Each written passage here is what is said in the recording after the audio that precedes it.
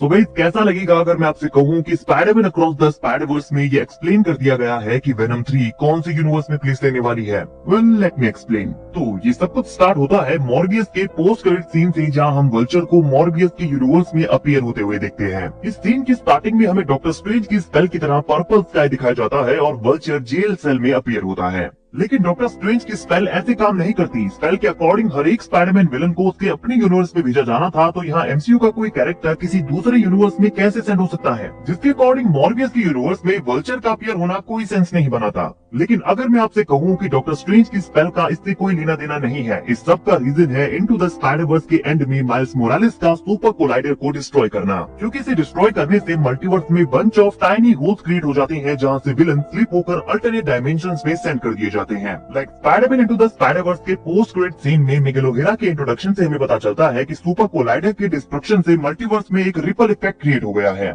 जो पूरे मल्टीवर्स के विलन्स को डिस्प्लेस कर रहा है। और अब मिगेल ओहेरा का काम है इन सब को फिक्स करना। Then Spiderman across the Spiderverse के फर्स्ट 15 मिनट्स में सारे स्पाइडरमैन मिलकर ग्वेन के यूनिवर्स में एक वल्चर से फाइट कर रहे होते हैं। एंड ग्वेन के पॉइंट ऑफ व्यू से ये उसके यूनिवर्स का वल्चर था ही नहीं, बिकॉज ये किसी मिडिल एज टाइमलाइन का वल्चर लगता है, जिसका मतलब है कि हर एक यूनिवर्स का वल्चर किसी दूसरे यूनिवर्स में फ्लिप कर गया है। और ये चीज अक्रॉस द स्पाइडरवर्स में कंफर्म भी होती है, बिकॉज हम यहाँ लाइव एक्शन प्रॉब्लर को भी देखते हैं। तो सिर्फ वल्चर ही यहाँ डिस्प्लेस नहीं हुआ है, कुछ और विलन्स भी हैं जो यहाँ डिस्प्लेस हुए हैं। और लेट देयर बी कार्नेज के पोस्ट क्रेडिट सीन में वेनम को एमसीयू में भेज दिया जाता है, और नो वे होम के पोस्ट क्रेडिट सीन में डॉक्टर स्ट्रेंज की हेल्प से वो अपने घर वापस आ जाता है। बट व्हाट इफ वो अपने यूनिवर्स में वापस गया ही ना हो। हमने Curt Connors aka the lizard को वेनम द लास्ट डांस के ट्रेलर में देखा है, लेकिन इस वाले वेरिएंट के पास दोनों हाथ एंड बियर्ड्स भी हैं। इट मींस ये भी कर्ट का कोई वेरिएंट है जो मल्टीवर्स के थ्रू डिस्प्लेस हो गया है। और ये इस थ्योरी को और ज्यादा इंटरेस्टिंग बना देता है, जिससे हम ये एक्सप्लेन कर सकते हैं कि नो वे होम का ये पोस्ट क्रेडिट सीन भी किसी दूसरे यूनिवर्स में प्लेस लेता है।